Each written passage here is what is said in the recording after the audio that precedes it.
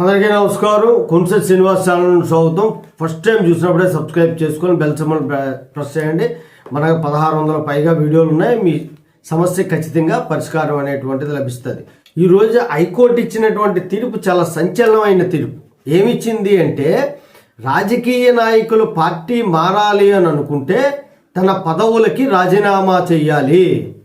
ఒక పార్టీలో ఎమ్మెల్యేగా ఎన్నికయ్యి వేరొక పార్టీలోకి వెళ్ళాలి అనుకుంటే ఈ పార్టీలో ఎన్నికైనటువంటి పార్టీకి రిజైన్ చేస్తే సరిపోదో ఆ పదవికి కూడా రిజైన్ చేయాలి అని చెప్పింది.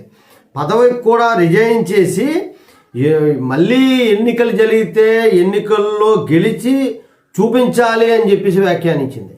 అప్పుడే ప్రజాస్వామ్యానికి అసలైనటువంటి అర్థం ఉంటుంది అని చెప్పడం జరిగింది.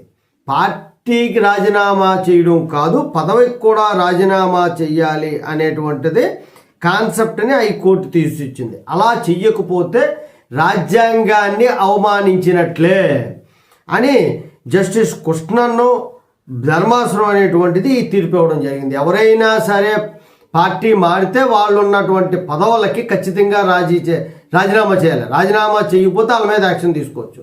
జై హింద్, భారత మాతాకి జై.